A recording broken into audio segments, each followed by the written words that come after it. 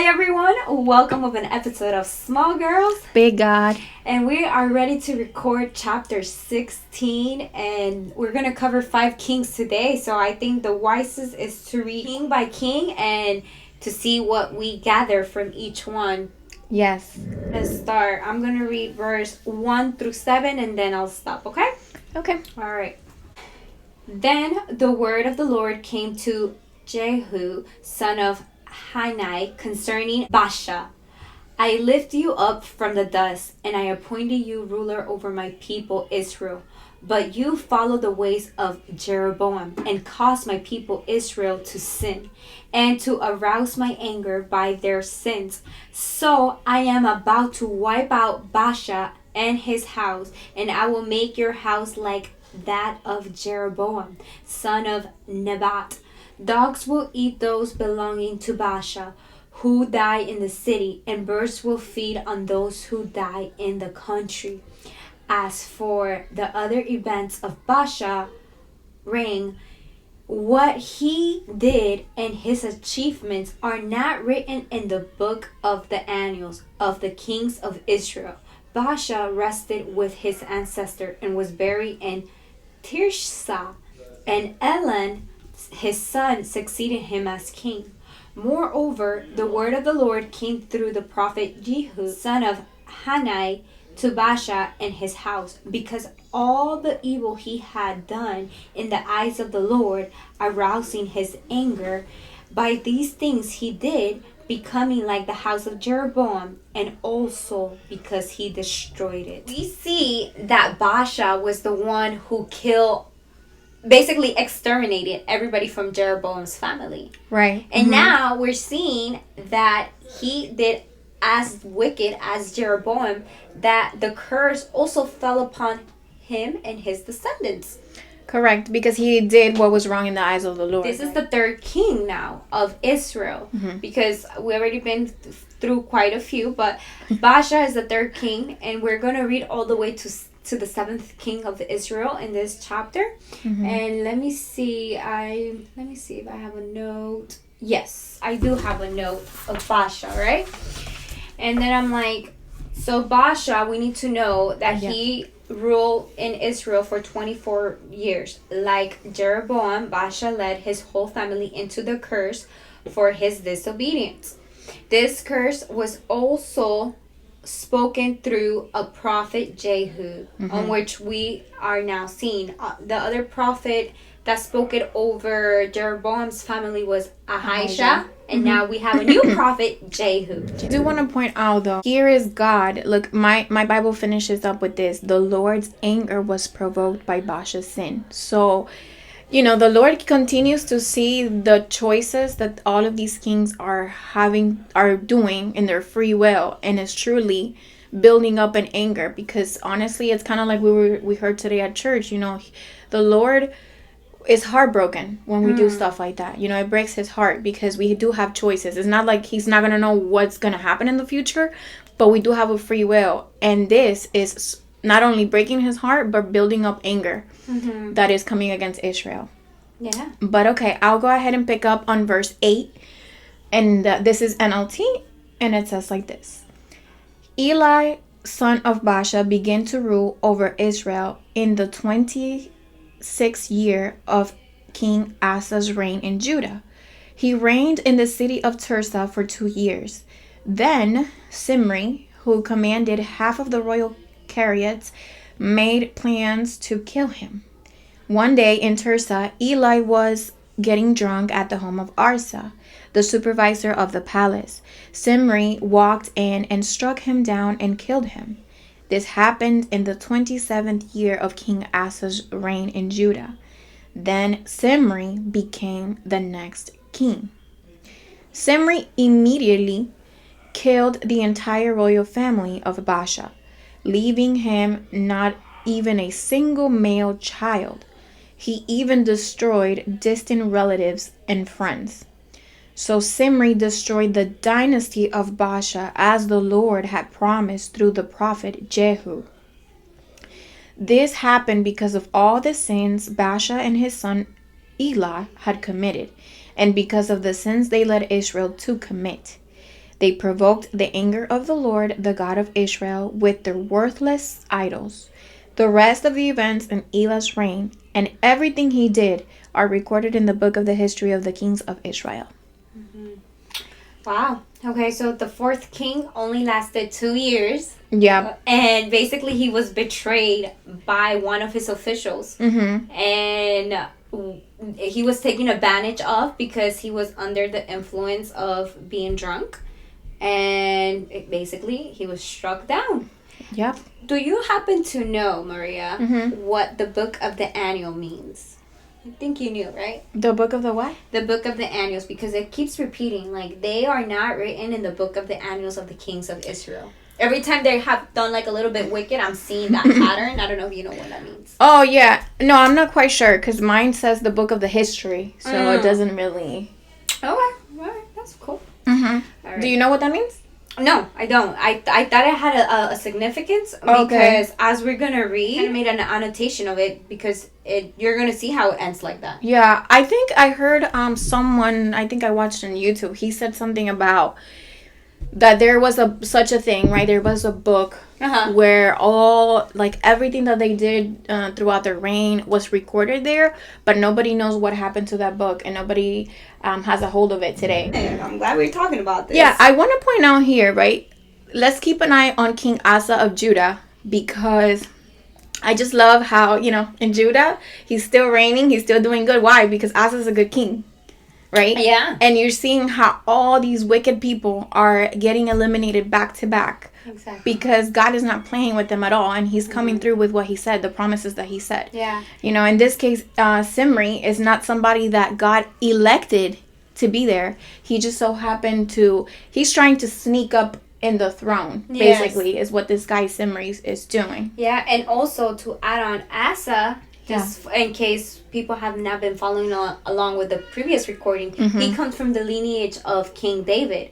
So remember that King David, it's also the lineage of Jesus. So hey, there's the bright side here, okay, guys? All right. So I'm gonna pick up from 15, and we're gonna read about Simri, the king of Israel. This is the 5th king, and my verse is from 15 to 20. Okay. In the 27th year of Asa, king of Judah, Simri reigned in Tyre 7 days. The army was encamped near Ethon, Philistine town. When the Israelites in the camp heard that Simri had plotted against the king and murdered him, they proclaimed Omri, the commander of the army, king over Israel that very day there in the camp. Then Omri, all the Israelites with him withdrew from Gittithon and laid siege to Tirsha. When Simri saw that the city was taken, he went into the citadel of the royal palace and set the palace on fire around him. So he died because of the sins he had committed, doing evil in the eyes of the Lord, following the ways of Jeroboam, and committing the same sins Jeroboam had caused Israel to commit. As for the other events of Simri's reign and his rebellion he carried out, are they not written in the books of the annals of the kings of Israel? You see that King Simri, he's an opportunist, right? And he's trying to get into a place that he was not called to, right? God didn't tell him, give him any instructions about it. It's his pride wanting to be someone that he's not, right? And with this, we see that he only lasted 7 days in reign, right? Because he was doing what was evil, and at this point, he actually committed suicide and led the whole city on fire with him in it. Something also Simri that he fulfilled Jehu's prophecy by wiping out all of Baasha and Elah's descendants. Yes. And also, like, to me, it's like, you see, he only lasted 7 days because he conspired and caused treaty. Right, he committed treason to the king. Yeah. So this was obviously not expected from the people, I believe. And we're going to find out how Israel is feeling about this whole situation a little bit later. So, now we're going to read about the sixth king. Unlike Omri was elected by the people. Yes, so let's go to verse 21. But now the people of Israel were split into two factions. Half the people tried to make Tibni, son of Ginath, their king, while the other half supported Omri. But Omri's supporters defeated the supporters of Tibni, so Tibni was killed and Omri became the next king. Omri began to rule over Israel in the 31st year of King Asa's reign in Judah. He reigned 12 years in all, 6 of them in Tirzah. Then Omri bought the hill now known as Samaria from its owner Shemer for 150 pounds of silver. He built a city on it and called the city Samaria in honor of Shemer. But Omri did what was evil in the Lord's sight, even more than any of the kings before him. He followed the example of Jeroboam son of Nebat in all the sins he had committed and led Israel to commit. The people provoked the anger of the Lord, the God of Israel, with their worthless idols. The rest of the events in Omri's reign, the extent of his power, and everything he did are recorded in the book of the history of the kings of Israel. When Omri died, he was buried in Samaria. Then his son Ahab became the next king. That's an important name. All right, so you want to discuss something about the sixth king? I have a few notes. Okay, I do want to say that we see that we had two candidates, right? We had Tibni and we had Omri. Mm-hmm. And the people were torn between the two. Yeah. But so even for Omri to be able to finally sit and reign, he had to fight for it to begin with, right? He did. Because now Israel was trying to get split. Remember, Israel at this point is, I think, it's composed of 10 tribes. Unlike Judah, it's just one tribe because God gave 11. Mm-hmm. 11 tribes. Mm-hmm. So Omri was getting the support by the people and had the stronger support, unlike Tibai, who died trying to obtain Israel. But Israel was already trying to divide itself at this point from the 11 tribes.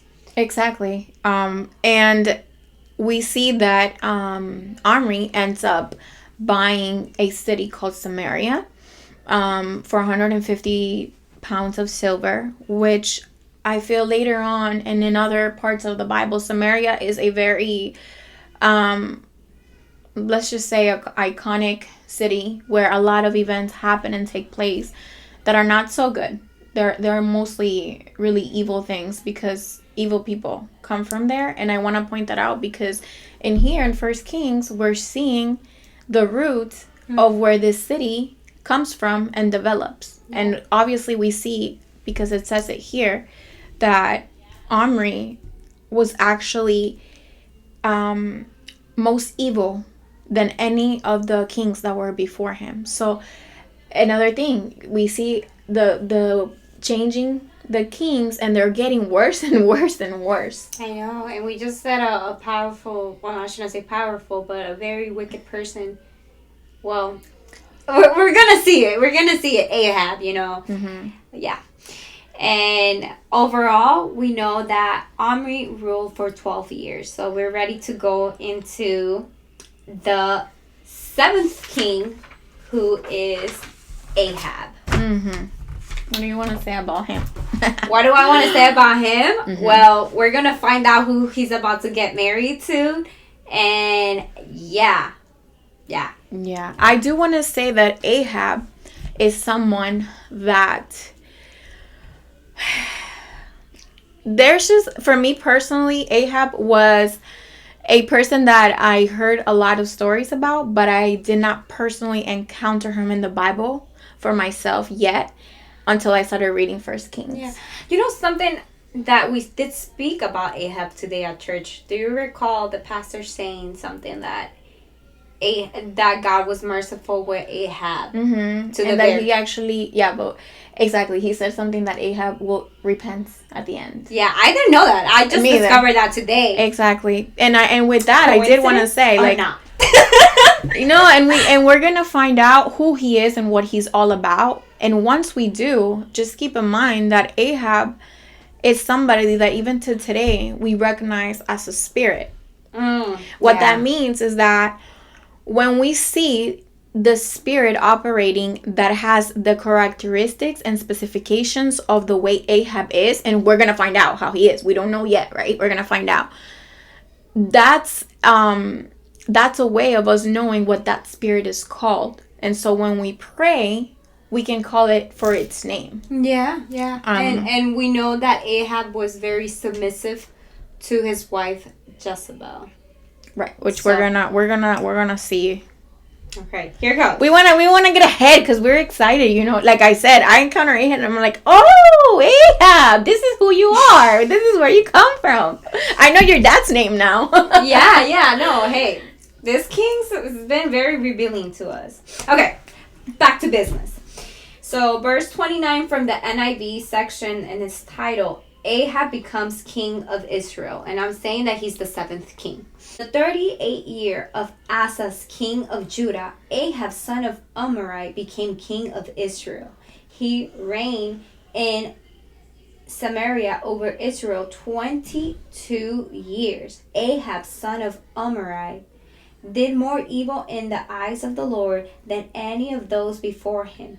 He not only considered it trivial to commit the sins of Jeroboam, son of Nebat, but he also married Jezebel, daughter of Ethabel, king of what?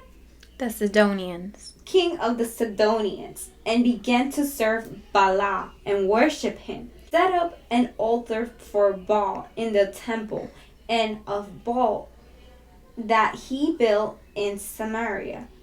Ahab also made an Asher pole and did more to arouse the anger of the Lord, the God of Israel, than did all the kings of Israel before him. In Ahab's time, Hill of Bethel rebuilt Jericho.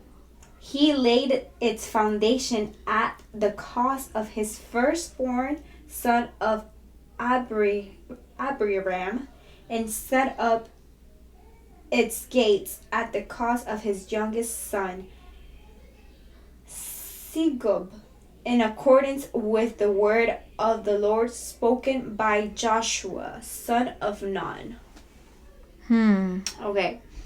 So, we know Ahab is the son of Omri. We know that he ruled Israel for 22 years. Yeah. Verse 30, we see he married Jezebel. Mm-hmm. The characteristic of Jezebel are still not disclosed, but there will be disclosed soon. And also we see that Jezebel led Ahab to serve Baal and worship him, and also created Asher poles. Something that caught my attention a lot was verse 33. Can you read it in yours? How does yours say? Then he set up an Asherah pole. He did more to provoke the anger of the Lord, the God of Israel, than any of the other kings of Israel before him. Mine says 33. Ahab also made an Asher pole and did more. The word more. To arouse the anger of the Lord, the God of Israel, than all the kings of Israel before him. Like, that's just like highlighting to me. Like, it's like now we're really hitting wicked. Yeah. And Jezebel is like somebody that's coming from different countries, different places. He's already mixing cultures and bringing people who have another god. And so that's of itself indignant for God, and now we see how he's bowing down to Baal. Imagine Like, God, of course he's gonna raise his anger. Really? Yeah. And we also see something here. Verse 34. Jericho was rebuilt, and I learned that in the book of Joshua, whoever was gonna rebuild Jericho was gonna be cursed. And I can take you there for we can see like the actual thing where it says. Yeah. So let's turn to Joshua 6:26. Okay, so the curse is Joshua 6:26, and it goes like this. At the time Joshua pronounced this solemn oath, cursed before the Lord is the one who undertakes to rebuild his city Jericho. At the cost of his firstborn son, he will lay its foundation, and at the cost of his youngest son, he will set up its gates. So now we see it. Now when it happened. We see it where it happened and being fulfilled. And yeah.